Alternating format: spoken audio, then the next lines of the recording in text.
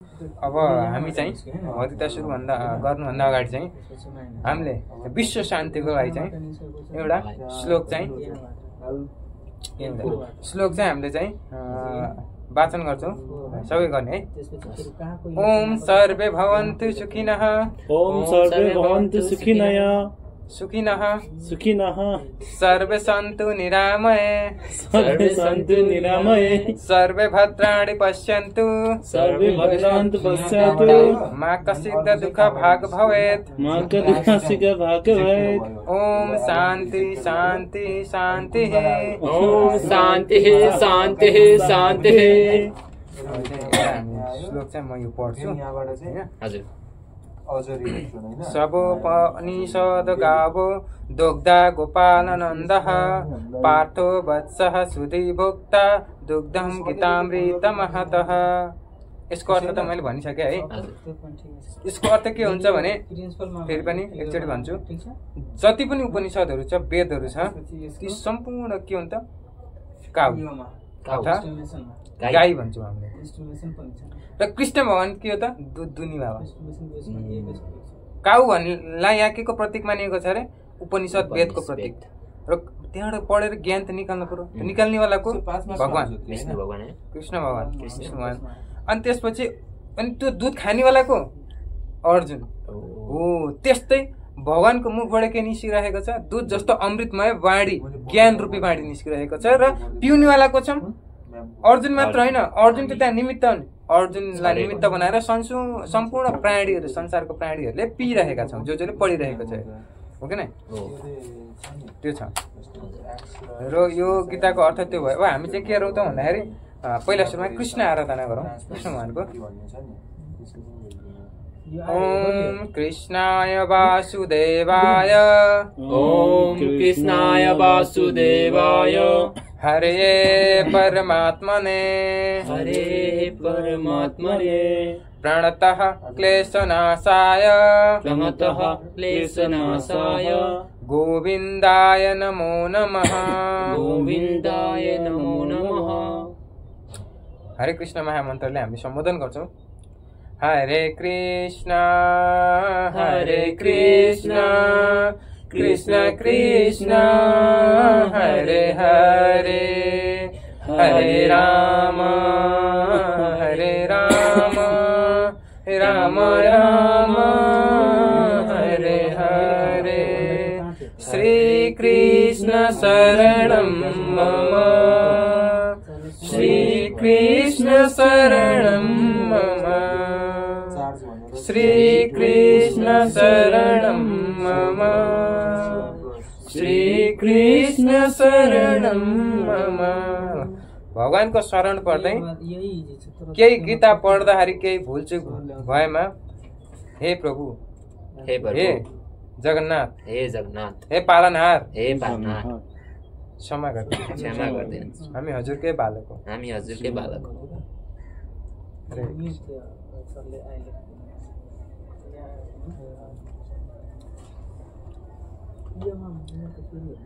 हामीले गीताका केही एउटा पहिलो अध्यायको केही श्लोकहरू चाहिँ हामी पढिसकेका छौँ होइन। हामी चाहिँ अन्तिमतिर छौँ कि जस्तो लाग्यो। अलिकति छ होला अन्तिमतिर छौँ है। हामीले अस्ति के कुरा गर्दैछौँ प्रभुजीहरू? अस्ति हामी 39 श्लोक पढेर 50 सक्यो कि कसो 35औं श्लोक त होइन, हामी 38औं श्लोक सके जस्तो लाग्यो मलाई है। 39औं श्लोकमा आयौँ। अस्ति हामीले कुलको कुरा गर्दै धेरै विस्तारसम्म हामीले कुलको कुरा गर्दै दुईटा श्लोक मात्र पढ्न भएका थियौँ। कुलको कुरा आएको थियो। यहाँ पनि फेरि भगवानले प्रहलादको कुरा थियो। फेरि एकचोटि त्यही कुरा सरलमा संक्षिप्तमा वर्णन गरिदिन्छु। कुलक्षय प्रणश्यत्यन्ति कुलधर्माः सनातना धर्मे नष्टे कुलं कृष्ण धर्मो विभत्युत। अब यो श्लोक चाहिँ अलिकति पढ्न चाहिँ अलिकति गाह्रो छ। यसको चाहिँ अध्ययनै गर्नुपर्छ। मलाई त्यसरी आउँदैन, क्षमा गर्नु होला होइन। त्यही पनि म सिक्दैछु। यसको अर्थ हुन्छ वंशको विनाशसँगै शाश्वत कुल परम्परा पनि नाश हुन जान्छ र यसरी बाँकी रहेका सम्पूर्ण परिवार पनि अधर्ममा संकलन हुन सक्दछन्। यसको धेरै व्याख्या त मैले योभन्दा अघिल्लोचोटि गरिसकेँ, त्यही पनि संक्षिप्तमा थोरै व्याख्या गर्न चाहन्छु। वंशको विनाशसँगै शाश्वत कुल परम्परा पनि विनाश हुन जान्छ। जो व्यक्ति कुनै पनि परिवारमा अधर्ममा संकलन गरेको छ भने, लागेको छ भने, दुःख दिने कार्य, अरूलाई दुःख दिने होइन, अधर्मको कार्य गर्ने, हत्या, हिंसा, पापाचार यिनी विभिन्न कार्यमा लागेको कोही पनि व्यक्ति परिवारको एउटा पनि सदस्य छ भने सम्पूर्ण कुलमा असर पर्छ भन्नुभएको छ। केमा असर पर्छ रे? कुलमै असर पर्छ होइन। अब हाम्रो जुन छ, हाम्रो वंशजहरू त माथिदेखि आउँदै हुनुहुन्छ हो कि नै? भनेपछि हाम्रो जुन अहिलेको वंशज छ, तत्कालीन वंशज, तत्कालीन परिवार छ, त्यो परिवारमा त प्रत्यक्ष रूपले असर पर्ने नै भयो होइन। त्यसपछि कुललाई पनि असर पर्ने भयो र आउनेवाला जुन वंशजहरू छन्, जेनेरेसनहरू, फ्युचर जेनेरेसन, उनीहरूलाई पनि असर पर्ने भयो कि नै? पर्ने भयो नि त। कसरी पर्ने भयो? किन भन्दाखेरि एउटा पनि व्यक्ति अधर्म संकलन पर्यो भने त त्यो व्यक्तिको प्रभाव त सम्पूर्ण परिवारमा हुने भयो। सम्पूर्ण परिवार पनि बिस्तारै बिस्तारै अधर्ममा संकलन हुन पुग्छन् र अधर्मको ज्ञान बिस्तारै बिस्तारै त्यो परिवारदेखि फ्युचर जेनेरेसनमा पनि बढ्दै जाने भयो। त्यसले गर्दाखेरि आउने जेनेरेसन पनि के हुने भयो? अधर्ममा संकलन हुने भयो। त्यसरी के हुने भयो? हाम्रो वंशज नाश हुँदै जाने हो। वंशज नाश भएपछि हाम्रो कुल त त्यसै खस्ने नै भयो। यहाँ त्यो कुरा गरेको छ। र अर्को कुरा गरेको छ, अधर्मा विभ भावत कृष्ण प्रदर्शयन्ति कुलस्त्रियः स्त्रुषु दुष्टासु बाणेश जायते वर्णशङ्करः। अर्थात् हे कृष्ण, अर्जुनले के भन्दैछन् अरे? हे कृष्ण, कुलमा अधर्म बढ्न सुरु भएपछि कुलका स्त्रीहरू दूषित हुन्छन्। को दूषित हुन्छन् रे? कुलका स्त्रीहरू दूषित हुन्छन् र यसरी स्त्रीहरू आफ्नो सती तत्त्वबाट पतित भएपछि हे विष्णुवंशी कृष्ण नचाहिएका सन्तानहरू उत्पत्ति हुन्छन् हो कि नै? हो नि? कुलमा अधर्म गर्न सुरु भएपछि के हुन्छ त? जब एउटा पनि पिता अथवा एउटा पनि छोरा कुलमा अधर्म जन्मिन्छ, जसरी दुर्योधन थियो नि महाभारतमा, हो कि नै? अधर्म जन्मेपछि उसको पनि अब जीवनयापन त्यस्तै किसिमको भइसकेपछि उसले पनि बिहा गर्छ। भोलिबिहान बिहा गरेपछि के हुन्छ? अब श्रीमती अधर्मिनी भइहालिन्। अर्धाङ्गिनीलाई पनि के हुन्छ? अधर्ममै त संकलन गराउँछ होइन? आफ्नो जस्तो प्रभावको किसिमको व्यक्ति छ उसले आफ्नो पत्नीलाई पनि त्यस्तै बनाउने हो। अधर्म उस भएपछि, पिता भएपछि त्यसको उस पनि अर्धाङ्गिनी पनि अधर्मै हुने भयो नि। अनि त्यसपछि दुईटै अधर्म भएपछि धर्म सन्तान कसरी जन्मिन्छ? जन्मिँदैन। तिनीहरूको कार्य अधर्म हुन्छ, तिनीहरूको सोच विचार अधर्म हुन्छ, तिनीहरूको व्यवहार अधर्म हुन्छ। कहिले राम्रो जीवनमा सोच्दैन उनीहरूले। जहिले पनि अरूको कुभलो सोच्ने व्यक्तिको कहिले पनि भलो हुँदैन। भने उनीहरूको जुन सन्तान हुन्छ, भनिन्छ कुनै पनि मनुष्य पेटमा रहँदा 9 महिना भन्छ नि, पेटमा जति 9 महिना रहँदाखेरि जति संस्कार सिक्छ नि त्यति छिटो संस्कार चाहिँ जीवनभर पनि सिक्दैन अरे। क्या बुझ्यौ नि? पेटमै सबभन्दा ठुलो संस्कार सिकिन्छ अरे। त्यही भएर पेटमा छँदाखेरि बच्चा यदि विशेष गरी पिता भन्दा पनि माता जो हुनुहुन्छ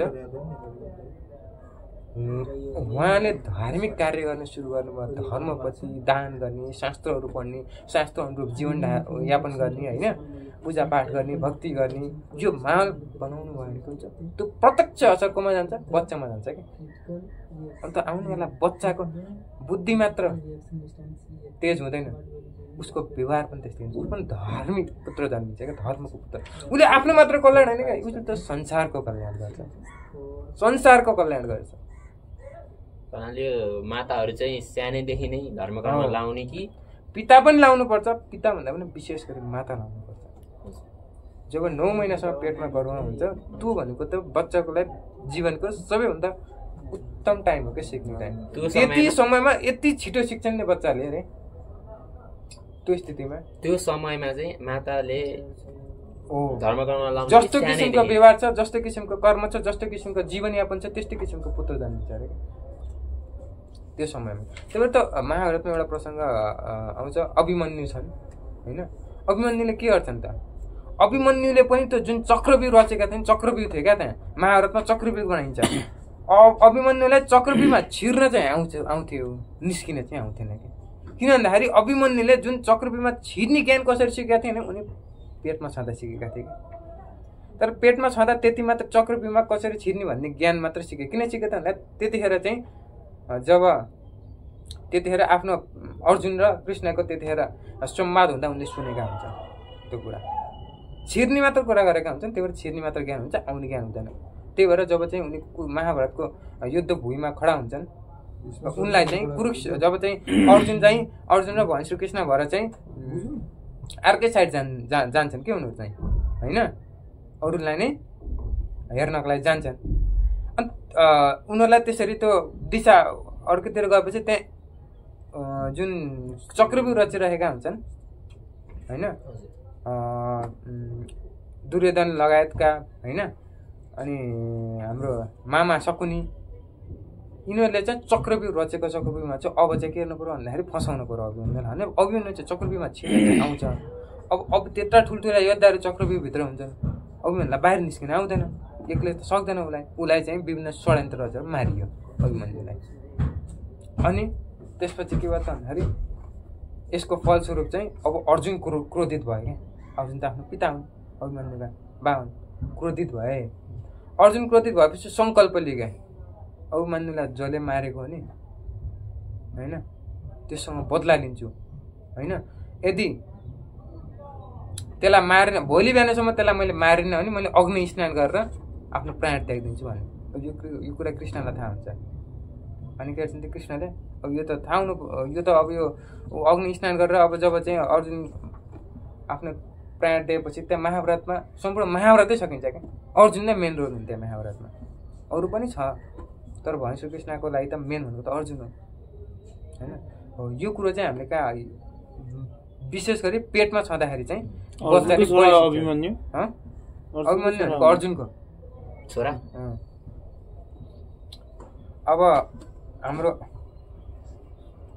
यो कुरो हामीले बुझ्यौँ होइन नचाहिएका सन्तानहरू उत्पत्ति हुन्छन् जसरी दुर्योधन उत्पत्ति भएको थियो त्यस्तै किसिमका सन्तानहरू उत्पत्ति हुन्छन् र आफ्नो त विनाश गर्ने नै भयो आफ्नो परिवारको समाजको देशको सब विनाश हुने भयो क्या होइन नचाहिएका सन्तान उत्पत्ति हुन्छन् त्यही भएर धर्मको महत्त्व यति हुन्छ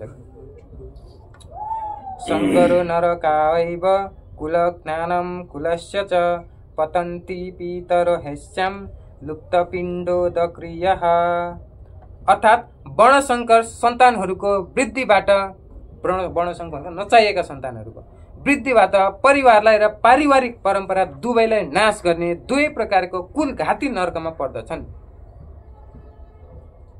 वृद्धिबाट परिवारलाई पारिवारिक परम्परा दुवैलाई नाश गर्ने दुवै प्रकारका कुलघातीहरू नर्कमा फस्दछन् र यस्ता कुलघातीहरूका वृत्तिहरू पनि श्रद्धा तर्पण जस्ता वृत्ति कार्यको लोप हुनाले नर्कमा खस्दछन् उसले त्यस्तो सन्तान नचाहिएको वर्णशङ्कर सन्तान नचाहिएको सन्तान जन्मेपछि के भयो त उसले आउने जेनेरेसन पनि नाश गर्यो अहिलेको पनि नाश गर्यो र वृत्तिहरूको पनि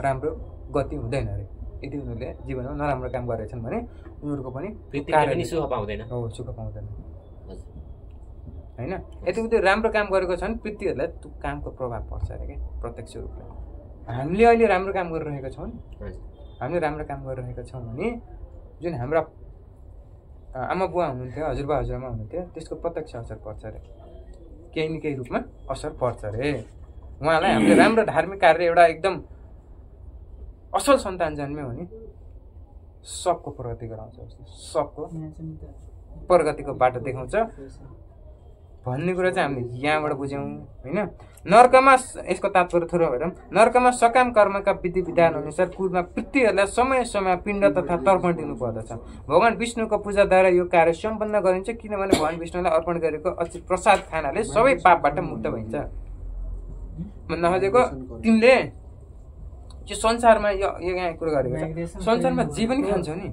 सबै कुरा पाप रहित छ अरे के कलियुगमा चाहिँ सत्ययुगमा चाहिँ केही केही कुराहरू पाप मात्र हुन्थ्यो खानेको कुराहरू सम्पूर्ण कुराहरूमा पाप छ अरे पाप छ अरे पाप छ सम्पूर्ण कुराहरू त्यस्तो कुरै छैन जुन पाप रहेको छ त्यो पाप खाइरहेका हुन्छन् क्या हामीले। अनि पाप नखानको लागि त्यसबाट वञ्चित हुनलाई के गर्नु पर्दैन? जब त्यो कुनै पनि हामीले भोजन बनाउँछौँ, त्यो भोजन जब भगवान्लाई स्मरण गरेर खान्छौँ अथवा भगवान्लाई जब भोग गरेर खान्छौँ नि, त्यो पाप नष्ट हुन्छ। अनि हामीले त्यो अब भोजन हुँदैन, अब त्यो प्रसाद भन्छ अरे क्या। प्रसादमा कहिले पाप हुँदैन, त्यो कुरा छ। भोजन खानुभन्दा अगाडि चढाएर खानु हो, त्यही भएर। अनि त्यसपछि कहिलेकाहीँ पितृहरू पनि विभिन्न किसिमका पाप कर्महरूबाट ग्रस्त हुन सक्दछन् होइन। विभिन्न किसिमका पाप कर्महरू गरे हुन सक्छन् जीवनमा, अनि त्यो किसिमले चाहिँ उनीहरू ग्रस्त हुन सक्दछन् होइन। र कहिलेकाहीँ तीमध्ये केही पितृहरू स्थूल शरीर प्राप्त गर्न नसकेर प्रेतका रूपमा सूक्ष्म शरीर धारण गर्ने बाध्य हुन्छन् क्या। पाप कर्म गरेको कारणले उनी कहिलेकाहीँ हामीले भन्छौँ नि ए आत्मा हो, त्यस्तो किसिमको सूक्ष्म शरीर धारण गरेर उनीहरू कहिलेकाहीँ प्रेतका रूपमा पनि भड्किरहेका हुन्छन्। शरीरको नपाएर क्या, कुनै पनि शरीर नपाएर भड्किरहेका हुन्छन्। त्यस्ता आत्माहरूलाई हामीले भन्छौँ नि भूत भनेको चाहिँ त्यस्तो किसिमको हुनसक्छ है भन्ने कुरा त्यसरी आएको क्या। उनीहरूले शरीर पाउँदैनन्, अनि सूक्ष्म शरीर पाएको कारणले उनीहरूको कर्मद्वारा चाहिँ उनीहरू भड्किरहेका हुन्छन् क्या। जसरी अस्वस्थतामा अहिले भड्किरहेका छन्, उनीहरू भड्किरहेका हुन्छन्। अनि दुःख दिने काम अब के गर्छ? अस्वस्थतामा भनेको द्रोणको पुत्र छोरा द्रोणाचार्य किन भड्कियो त्यो त भन्ने त अस्ति कहानी आउँथ्यो त। जब चाहिँ उनले चाहिँ हाम्रो के भन्छ उसको नाम, जस अर्जुनको जुन पाण्डवहरूको जुन अन्तिम सन्तान थियो होइन, पाण्डवहरूको वंशज भनौँ हो, उसलाई चाहिँ सानो पेटमा हुँदाखेरि उत्तरा भनौँ, उत्तराको गर्भ अभिमन्युको चाहिँ के भन्छ अभिमन्युको बुढी के उत्तराको गर्भमा चाहिँ के थियो भन्दाखेरि सानो बच्चा थियो क्या, नजन्मेको केही महिनाको बच्चा थियो। अब अभिमन्युले के अरे अभिमन्यु अस्वस्थामाले के गर्छन् त भन्दाखेरि अर्जुनसँग बदला लिनको लागि त्यतिखेर अर्जुनको अस्वस्थामाको आम्ने सामने हुन्छ होइन। अनि त्यसपछि अस्वस्थामाले त्यो अर्जुनको 5वटा सानो छोराहरू चाहिँ मार्दैको हुन्छ, ऊ पनि त्यो कार्यमा सङ्कलन भएको हुन्छ। त्यो रिसले चाहिँ उसले चाहिँ के दिन्छ भन्दा अर्जुनप्रति पनि रिस थियो अस्वस्थामालाई। अनि त्यो कारणले चाहिँ के गर्छ त भन्दाखेरि अस्वस्थामाले चाहिँ ब्रह्म अस्त्र प्रयोग गर्छ क्या। संसारमा ब्रह्म अस्त्र प्रयोग गर्न चाहिँ मनाइ छ, किन भन्दाखेरि ब्रह्म अस्त्र प्रयोग गर्यो भने चाहिँ संसारको विनाश हुन्छ क्या। त्यति शक्तिशाली अस्त्र हो त्यो भएर कुनै पनि युद्धमा ब्रह्म अस्त्र प्रयोग गर्न मनाइ छ, दिइँदैन।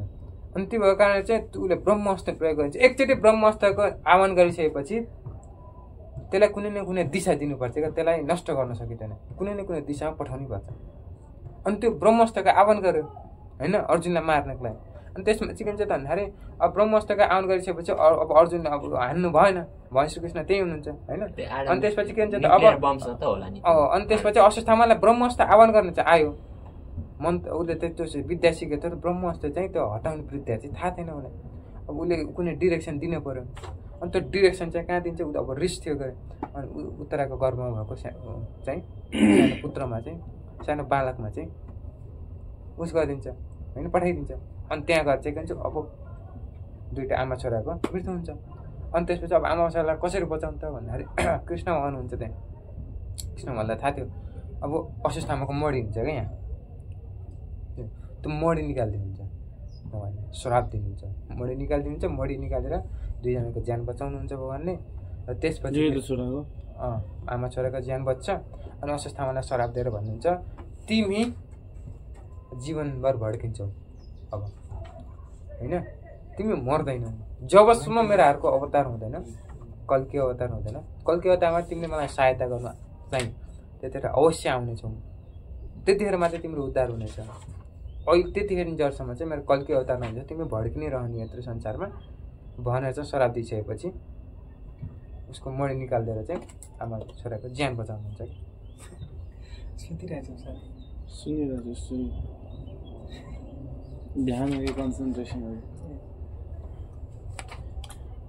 दोषैरितैः कुलघ्यानानं वर्णशङ्करकारैकः उत्साह भन्ते जाति धर्मः कुधर्माश्च शाश्वतः। अर्थात् आफ्ना कुल परम्परालाई नाश गर्ने व्यक्तिहरूको गलत कार्यहरूबाट वर्णशंकर सन्ततिहरू उत्पन्न हुन्छन्। के कार्यबाट? कुल परम्परालाई नाश गर्ने व्यक्तिहरूको गलत कार्यहरूबाट होइन। अब जस्तै मानौ म गलत कार्य गर्दै हिँड्छु, अधर्म संक्रान्ति अरूलाई दुःख दिन्छु भने मेरो सन्तान पनि त्यस्तो उत्पत्ति हुन्छ अरे क्या। नचाहिने वर्णशंकर कुलघाती सन्तान चाहिँ उत्पत्ति हुन्छ अरे। र तिनका नराम्रा कार्यहरू उसले कसरी राम्रो, ऊ अब बाउले आमाले चाहिँ नराम्रो काम गरेपछि छोराले राम्रो काम गर्ने भने त सम्झनै हुँदैन, त्यस्तो त जन्मिँदै जन्मिँदैन अरे। तिनका नराम्रा कार्यहरूबाट सबै प्रकारका सामुदायिक योजना तथा पारिवारिक कल्याणका कार्यहरू समेत नष्ट हुन्छन्। है भनिसके। अब त्यो छोरो जन्मेपछि उसले त कल्याण गर्ने कुरै भएन। अब ऊ त जन्मै त्यस्तो छ भने चाहिँ सङ्गत पनि त्यस्तै कुलतमा लागेको सङ्गत हुन्छ। न परिवारको समृद्धि हुन्छ, न परिवारको समृद्धि नभएपछि उसले सामाजिक समृद्धि गर्ने कुरै भएन होइन। त्यस्ता किसिमको सन्तान उत्पत्ति हुन्छ भने मानिसले थोरै तात्पर्य, मानिसले आफ्नो परम पुरुषार्थी मोक्ष प्राप्त गर्न सकोस् भनेर नै मानव समाजको चारै वर्णका लागि सनातन धर्ममा वर्णाश्रम धर्मले तिनका सामुदायिक योजनाहरू र पारिवारिक कल्याणका कार्यहरूको समेत व्यवस्था गरेको छ। त्यो पहिला के हुन्थ्यो भन्दाखेरि यहाँ वर्णाश्रम भन्ने हुन्थ्यो क्या होइन। त्यसमा योजनाहरू पारिवारिक कल्याणको लागि चाहिँ चारै वर्णका ब्राह्मण, क्षत्रिय, शूद्र होइन, वैश्य, यिनी चारै वर्णहरूको लागि चाहिँ त्यो चाहिँ व्यवस्थापन थियो। किन भन्दाखेरि एउटा नियम पनि हुनुपर्छ क्या जीवनमा। नियम भन्यो भने मान्छे भड्किन्छ। हामी त्यति सामर्थ्यशाली छैनौँ नि त होइन। त्यो नियममा डिसिप्लिनमा त्यही भएर रहनुपर्छ। त्यही भएर धर्मको आवश्यकता हो। धर्मले एउटा डिसिप्लिनमा रहन, कर्तव्यवान बनाउन, एउटा मानवलाई मानव बनाउन चाहिँ महत्त्व सक्छ क्या। धर्म भनेको वास्तवमा यो हिन्दू, बौद्ध, मुस्लिम यो धर्म होइन, यो सम्प्रदाय हुन्छ। यो सम्प्रदायभित्र चाहिँ धर्म पाइन्छ, धर्मको ज्ञान गाइडलाइन्सहरू पाइन्छ। यिनीहरू चाहिँ सम्प्रदाय हो, पुर्याउने एउटै ठाउँ हो। गुरु चाहिँ सच्चा हुनु पर्यो। यति समाजका अनुत्तरदायी नेताहरू सनातन धर्मको परम्परालाई नै विखण्डित पारिदिए त्यसबाट समाजको अवस्था नै फैलिन्छ। फलस्वरूप मानिसहरूले जीवनको मूल्य उद्देश्य नै बिर्सिन्छन् र यस्ता नेताहरूलाई नै अन्धा भनिन्छन् र यिनीहरूको पछि लाग्नेहरू अवश्य नै अस्तव्यस्तको स्थितिमा पुग्दछन्। हुन त आजभोलि सबै अस्तव्यस्त छौँ हामी। अस्तव्यस्त भनेको व्यस्त भएर अस्तव्यस्त भन्नु कुनै लक्ष्य नभएर अस्तव्यस्त हुन्छ। लक्ष्य पनि हाम्रो लक्ष्य त्यस्तो लिनुपर्छ भनेको छ। हाम्रो लक्ष्य त के हुन्छ, केही छ पैसा कमाउने लक्ष्य, घर बनाउने, गाडी बनाउने लक्ष्य हुन्छ। त्यो लक्ष्य होइन, त्यस्तो लक्ष्य भने लक्ष्य त्यस्तो हुनुपर्छ आफ्नो कल्याण होस्, परिवारको कल्याण होस्, समाजको कल्याण होस्, देशको कल्याण होस्, संसारको कल्याण होस्। पैसा, गाडी, घर भनेको बाइकबाट चिज जस्तो लाग्छ त्यो लक्ष्य होइन क्या। त्यसलाई लक्ष्य बनायो भने त यत्रो सानो लक्ष्य, यत्रो लक्ष्य लिएर नि जिउने। लक्ष्य के लिनु? लक्ष्य प्राप्त उडी चन्द्रमा आयो। अरे चन्द्रमा छुन नसके पनि लक्ष्य त लिन सकिन्छ नि हामीले यार। त्यो लक्ष्य लिनु भन्ने आएको छ क्या। अब हाम्रो लक्ष्य यत्रो लाग्छ पैसा कमाउनु, त्यो लक्ष्य होइन क्या वास्तवमा पैसा कमाउनु। रिपिट भएको कुरा धेरै भिडियो बनाउनु पुरा रिपिट भयो। अब हामीले के हुन्छ भन्दाखेरि यहाँहरूको कुरा हुन्छ, उत्सन्न कुलो धर्माणम मनुष्याणम जनार्दन नरके नियतम वासु भवत्योनुश्रम। अर्थात् हे प्रजापालक कृष्ण, कुल धर्मलाई विनाश गर्नेहरू सधैँभरि नर्कमा बास गर्दछन् भन्ने कुरा मैले गुरु परम्पराबाट सुनेको छु भनेर अर्जुनले कृष्णलाई भन्छन्। के भन्छन् रे? कुल धर्मलाई विनाश गर्नेहरू सधैँभरि नर्कमा बास गर्दछन् रे भन्ने कुरा मैले गुरु परम्पराबाट सुनेको छु भनेर अर्जुनले कृष्णलाई भन्छन्। यसको तात्पर्य थोरै सुनौँ। अर्जुनका तर्कहरू उनका आफ्नै अनुभवका आधारित नभएर आचार्यबाट सुनेका जस्ता देखिन्छ। कुरामा आधारित छन्। ज्ञान प्राप्त गर्ने वास्तविक विधि पनि यही हो। पहिलेदेखि ज्ञानको अवस्थामा पुगिसकेको व्यक्तित्व सहायता नपाइकन कसैले पनि यथार्थ ज्ञान प्राप्त गर्न सक्दैन। वर्णाश्रम धर्मको नियम अनुसार मर्नुभन्दा अगाडि व्यक्तिले आफूले गरेका पाप कर्महरूको परिशोध गर्नुपर्दछ अरे र पाप कर्मीहरूले यो विधिलाई पुरा गर्नै पर्दछ। यदि यो प्रायश्चित नगरे त्यो पापी व्यक्तिलाई अवश्यमा नर्कमा पठाइन्छ अरे र त्यही पुगेर उक्त व्यक्तिले पाप कर्मको हुनाले कष्टमय जीवन भोग्नु पर्दछ। भन्न खोजेको यो जुन शरीरले गरेको भन्छौँ नि हामीले, हो बाहिरबाट हेर्दा त शरीरले नै गर्ने हो कार्य त, तर भोगिरहेको हुन्छ त्यो संस्कारको कार्य चाहिँ आत्मासम्म गइरहेको हुन्छ कि भनिन्छ नि मर्दा केही लैदैन होइन मर्दै लाने सबैभन्दा ठुलो मर्दा केही लैन्छ थाहा छ सत्कर्म र पाप कर्म दुइटा लाने अरू केही लान्छ जीवन यो सांसारिक कुरो त क्षणभङ्गुर छ नि भोलि पृथ्वी विनाश हो नि सबै विनाश हुन्छ विनाश हुन यो त यसको पनि त अवधि छ नि सबै कुराको अवधि हुँदैन हुन्छ त मान्छेको अवधि छ पृथ्वीको अवधि हुन्छ यो एक दिन विनाश हुन्छ फेरि सुरु हुन्छ यो विनाश हुने चिज चाहिँ हामीले लान सक्दैन कि यो यही नै रहने जुन शाश्वत छ शाश्वत तिम्रो कर्म हो क्या वास्तवमा सत्कर्म गरौ कि पाप कर्म गरौ यही कुरा लाग्यो यो सत्कर्म पाप कर्म भनेको तिम्रो आचरण तिम्रो व्यवहार तिमीले गरेको कर्म जीवनको तिम्रो सोच विचारमा निर्भर गर्छ जे जुन अनुरूप जीवन व्यतीत गरौ त्यही अनुसारको संस्कार हुन्छ त्यही अनुसारको कर्म हुन्छ त्यही अनुसारको तिम्रो आगमन जन्म हुन्छ अरे चेतना हुन्छ त्यही अनुसारको चेतना डेभलप हुन्छ चेतनाको पनि विभिन्न लेभल हुन्छ म कुनै दिन बताउँला चेतनाको पनि विभिन्न लेभल हुन्छ क्या अब 200 समथिङ भन्दा कति 200 को रेन्जको चेतना भन्दा तल आयो भने मान्छे डिप्रेसनमा जान्छ अरे अब डिप्रेसनमा जाने स्थिति हुन्छ अरे उसको सामान्य मान्छेको चेतना 300 समथिङ कति भयो भने चाहिँ सामान्य चेतना मानिन्छ अरे अनि एन्जाइटी त्यो एङ्जाइटी डिप्रेसन सबै त्यही तल पर्ने हो कि चेतनाको लेभल तल हुन्छ चेतनाको लेभल बढाउनको लागि के गर्नु पर्यो भन्दाखेरि यी यस्तै कार्य गर्नु पर्यो जीवनलाई सात्विक हिसाबले जिउनु पर्यो त्यसरी नै जीवनलाई तामसिक हिसाबले जियो भने त्यही चेतना खस्नु पर्यो खसेर त्यही डिप्रेसन हुने विभिन्न अनेक थरी नकारात्मकता भावना हुने होइन सहन नसक्ने सहनशीलता हराउने कसैले केही भनिदियो भने सहनै नसक्ने त्यसलाई एकदम गहिरो तरिकाले देख्ने आफूलाई अब एउटा एकचोटि के भएको थियो भन्दा बुद्धको एउटा ठ्याक्क कहानी याद आयो बुद्धका शिष्यहरू बुद्धले के भन्नुभएको थियो भन्दाखेरि केटीसँग कुरा गर्दाखेरि अथवा कोही माताजीहरूसँग कुरा गर्दाखेरि अलिकति 10 मिटर टाढा भएर कुरा गर्नु है भनेर चाहिँ नियम बनाउनु भएको थियो होइन अनि त्यसपछि चाहिँ त्यही नियम सबैलाई त्यहाँ पालन गरेका थिए अनि एक दिन के भएछ 2 जना शिष्यहरू जङ्गलबाट आउँदै रहेछन् होइन अनि उनीहरूले एउटा केटीलाई चाहिँ के गरेको त्यहाँ मद्दत मागिरहेको रहेछ ऊ पनि विभिन्न पीडामा फँसिरहेछ उसलाई अब मद्दत गर्नलाई ऊ चाहिँ मानौ न कुवामा डुबिरहेछ कि उसलाई तैरी नआउने होइन अनि एउटा भिक्षु गएर के गरेछ त भन्दाखेरि भिक्षुलाई त भनिएको थियो नि त बुद्धले नियम बनाउनुको थियो नि त होइन उनीहरूले चाहिँ केटीसँग दूर रहनु है 10 मिटर रहेर टाढा रहेर चाहिँ कुरा गर्नु बातचित गर्नु नजिक नजानु भनेको त एउटा भिक्षु गएर हाम फालेर केटीलाई बचाएछ अनि त्यसपछि अर्को भिक्षुले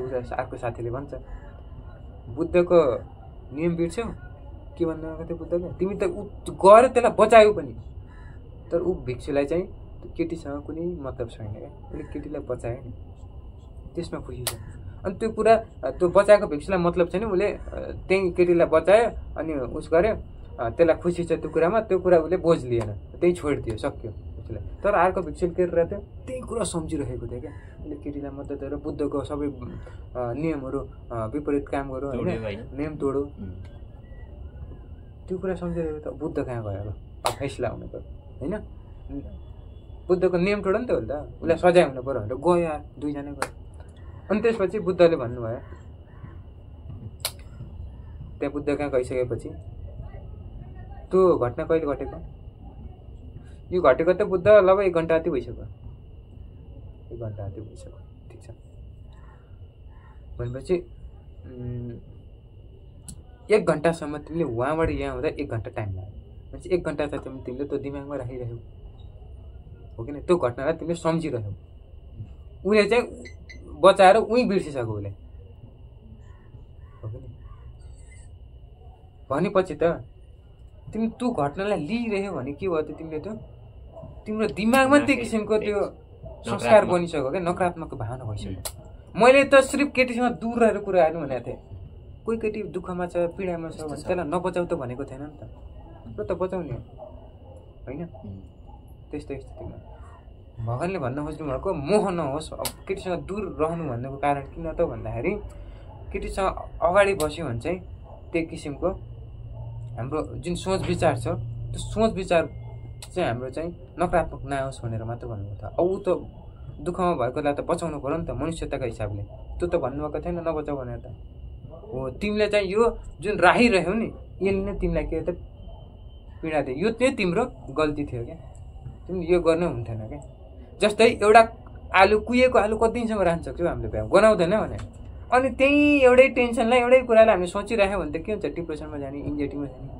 त्यही कारण त एउटै कुरा डिप्रेसन भनेको के हो डिपमा जाने हो क्या एउटै कुरा लिएर सोचेको सोचाइ धेरै बेरसम्म त्यसलाई डिप्रेसन हुन्छ लिने होइन क्या जीवनमा त दुःख सुख आइरहेको छ त भन्नुहोस् त जाडो गर्नु जस्तो किन दुःख लिनु सब कुछ छोडिदेऊ न मलाई समर्पण गर सब कुछ संसारमा जे भइरहेको छ मेरै कारण भइरहेको छ तिमी किन टेन्सन लिन्छौ तिमी बस आफ्नो कार्य गर आफ्नो क्षमता अनुसारको कार्य गर राम्रो कार्य गर फल त म दिन्छु त होइन तिमी अधर्म नगर हिंसा नगर पाप नगर होइन भन्नुहुन्छ त भगवानले यो कुरा पछि आउँछ कर्मयोगमा त्यही पनि थोरै म यहाँ जोडाएँ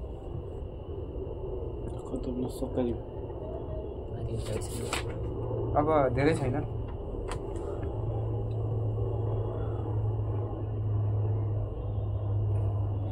अहो बत महत्पापं कर्तुव्यवसिता वयं यद्राज्य सुखलोभेन हन्तुं स्वजनमुद्धता अर्थात् अहो अति आश्चर्यको कुरा हो हामी राज्यको सुख भोग्ने लोभमा परेर आफ्नै आफन्तहरूलाई मार्न तयार भएर ठुलो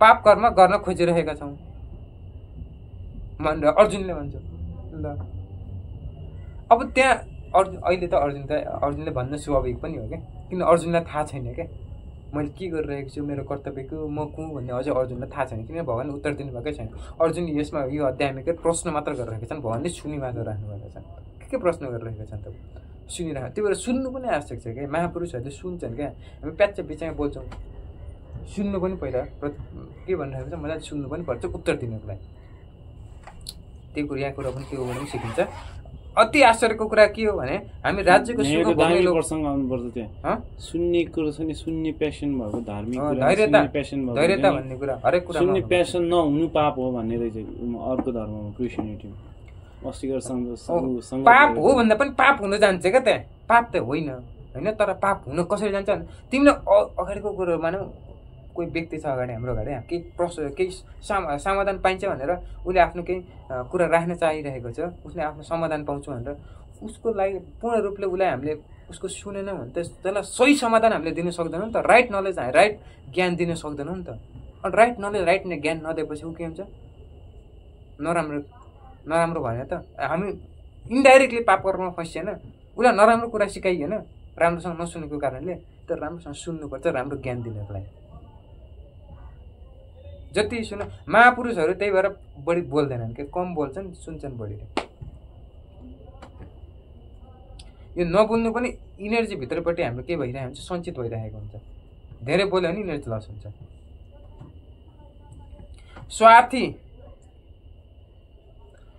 मनोवृत्तिद्वारा प्रेरित भएर मानिस आफ्ना दाजुभाइ आमा बुवा मार्ने जस्तो पाप गर्न पनि तत्पर हुन्छन् अब यहाँ अर्जुनले के भनेको छन् भन्दाखेरि हामी लोभमा परेर आफ्नै आफन्तहरूलाई मार्न त यो लोभको कुरा आएको छ क्या हो अर्जुन भनेको ठिक हो लोभले ठुलो कुरा निम्त्याउँछ नहुने अहुनेहरू निम्त्याउँछ पाप कर्म सङ्कलन गराउँछ हाम्रो लोभ त्यति शक्तिशाली हुन्छ है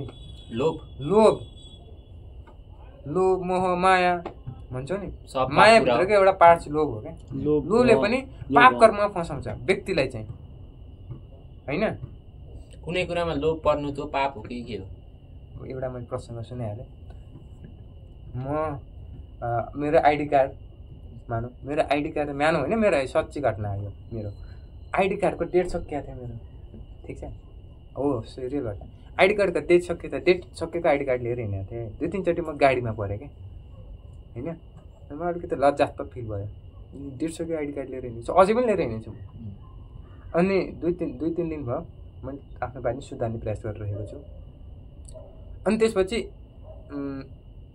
के अरे अस्ति म एउटा बुढाको कण्ठ गएँ त मैले आइडी कार्ड देखाइनँ होइन आइडी कार्ड थियो देखाएको भए 5 रुपियाँ डिस्काउन्ट हुन्थ्यो देखाइनँ अनि म आज आउँदाखेरि पुरो भाडा तिरेँ क्या मैले अनि यता आउँदाखेरि आज म त्यहाँ दिल्ली बजार मैतीदेखि त्यहाँ आउँदै थिएँ दिगोमा आउँदै थिएँ होइन दिगोमा आउँदै गर्दाखेरि चाहिँ त्यहाँ एउटा बडो राम्रो व्यक्ति अब त्यो खलासी राम्रो रहेछ क्या म आएर यहाँ लैनचौरमा झरेँ होइन डिगमा चढेर आएर लैनचौर झरेँ लैनचौर झर्दाखेरि चाहिँ मैले सोचेको थिएँ कार्ड देखाएँ कि नदेखाएँ कार्ड देखायो भने त 15 रुपियाँ दिन्छ थाहा छ मलाई 10 रुपियाँ मेरो 25 रुपियाँ नदिनु भाडा 10 रुपियाँ बन्छ थाहा थियो मलाई अनि त्यसपछि तर अनि सोचेँ यो 10 रुपियाँ बचाउने 5 रुपियाँ बचाउने लोभमा मैले चरित्र हत्या गरेको पाप कर्ममा फँसेको मैले यत्रो दिन त मैले गरिरहेको थिएँ बल्ल चेतना जागो अनि त्यसपछि 20 रुपियाँ निकालेर मैले आइडी कार्ड देखाइनँ 20 रुपियाँ निकालेर दिएँ अनि भाडा पनि थाहा थिएन 20 रुपियाँ कि 25 रुपियाँ मैले यत्तिकै भनिदिएको थिएँ त्यो खलासीलाई 20 रुपियाँ भाडा होइन र मैले त 20 रुपियाँ दिएर आएको आउँथेँ मैले यत्तिकै भनिदिएको थिएँ क्या अनि त्यो खलासीले बडो राम्रो जवाफ दियो क्या मलाई चित्त बुझ्यो एकदम खास त भाडा 25 रुपियाँ हो तपाईँ 20 रुपियाँमा आउनु भएको छ भने तपाईँ जतिको मान्छेले त बुझ्नुपर्ने होइन भने ठिकै छ 20 रुपियाँ दिनुहोस् 5 रुपियाँ लाउनुहोस् भनेर दियो क्या आज त्यही मलाई 5 रुपियाँ फर्काइदियो फर्काउँदैन कुनै मान्छेले 5 रुपियाँ दियो मलाई अनि मैले सोचेँ होइन भाडा 25 अनि लिनुहोस् 5 रुपियाँ भनेर 5 रुपियाँ दिएँ क्या मैले त्यहाँ 10 रुपियाँ जोगिन्थ्यो मेरो 5 रुपियाँ पनि जोगिने अवसर थियो 20 रुपियाँ दिएर त्यो फर्काएको थियो नि मलाई 10 रुपियाँ जोगाउने अवसर पनि थियो कार्ड देखाएर तर मैले सोचेँ क्या यो गऱ्यो भने म कतै न कतै नराम्रो राम्रो गर्दैछु अब यस्तो अब म गीता पढ्ने भन्छु अरूलाई सुझाव दिने भन्छु अनि म यस्तो गरेर चाहिँ नराम्रो बरु मेरो कार्ड जायज छ भने कार्ड जायज छैन नि त मेरो कार्ड जायज बनाउँछु म कार्ड जायज बनाएर लिएर हिँड्यो भने चाहिँ त्यो ठिक छ भन्ने चाहिँ भावना आएर मैले छोडिदिएँ त्यो कुरा त्यसले पनि मलाई एक किसिमको भित्रबाट बाहिरबाट त केही देखिँदैन क्या त्यो 10 रुपियाँ भनेको होइन बाहिरबाट तिमीलाई सामान्य जस्तो लाग्छ तर त्यसले भित्र बढी प्रभाव पारिरहेको हुँदो रहेछ मैले महसुस गरेँ क्या त्यो कुरा 20 रुपियाँ दिँदा त मलाई खुसी मिल्यो क्या 15 रुपियाँ दिँदा खुसी मिल्थेन 5 रुपियाँ त मेरो खुसी लाग्थ्यो विगतका दिनमा मैले यही गरिरहेको थिएँ म कतिवटा 2-3 चोटि गाडीमा फसेँ क्या मलाई गलत गरेँ जस्तो लाग्यो मैले खोजेको गलत मैले यहाँबाट के बुझाउनु खोजेको भन्दाखेरि गलत गर्दाखेरि यो गल्ती देखिन्न नि त मैले कसैलाई उस गरेको होइन गल्ती हो त हट गरेको होइन कसैलाई उस गरेको होइन गल्ती त देखिन्न नि त यो वास्तवमा तर फिल हुँदो रहेछ क्या भित्रपट्टि भनिन्छ नि भगवान्को आवाज आउँछ त्यो आत्माको आवाज आउँछ यो आवाज आउँदो रहेछ क्या म यो सामान्य 10 रुपियाँको 5 रुपियाँको लागि त मेरो आवाज आएको छ भने जीवनमा त कति पाप गर्नु भइरहेको छ यो हुनु आवश्यक हो क्या योलाई पश्चाताप हुन्छ सुधार्नुपर्छ क्या गल्ती त सबैबाट हुन्छ सानो गल्ती होला ठुलो गल्ती होला नजानेर हुनसक्छ अन्जानमा हुनसक्छ त्यसलाई सुधार्नुपर्छ क्या त्यो भित्रबाट आवाज आउँदो रहेछ 10 रुपियाँ 5 रुपियाँको लागि त मेरो आवाज आयो मैले यो कुरा थाहै पाएको थिइनँ क्या कार्ड देखाउँदै हिँड्दै गरेको थिएँ तर भगवान्ले मलाई अवसर दिनुभयो क्या 3टा गाडीमा म फसेँ 3टा गाडीमा कार्ड देखाएको 3टै गाडीले चाहिँ मलाई रिजेक्ट गरिदियो मलाई आत्मग्लानि भयो त्यसपछि सोचेँ मैले त्यो 3टा गाडीले रिजेक्ट नगरेको हो म आजै पनि कार्ड देखाउँदै हिँड्थेँ त डेट पाइयो यो कुरा चाहिँ हामीले यहाँ मैले लोभको कुराबाट बताउन सकेँ लोभले कतिसम्म निम्ता हुन्छ भन्ने कुरा अब सञ्जयले यहाँ के भन्छन् हेरौँ त सञ्जय उवाच अब लास्ट लोकै धेरै सक्छ लास्ट एउटा त्यसपछि भोलि 2 अध्याय 2मा आइन्छ सञ्जय उवाच एवमुक्त्वार्जुनः सङ्ख्ये रथोपस्थः उपाविशतः विसृज्य सशरं चापं शुक संविघ्न मानसः अर्थात् सञ्जयले भने युद्धभूमिमा अर्जुनले यिनै कुराहरू भनेर आफ्नो बाणी सहितको धनु एकातिर पन्चाएर मनमा शोक सन्तप्त हुँदै फेरि रथमा गएर बसे अर्जुन दुविधामा अब म लड्न सक्दिनँ हे माधव मेरो सामर्थ्य छैन म लड्न सक्दैन रथबाट झरेर गाण्डीव त्यहीँ छोडेर गाण्डीव उठाउनै सक्दिनँ भएको अर्जुन अब गएर के हेर्छन् त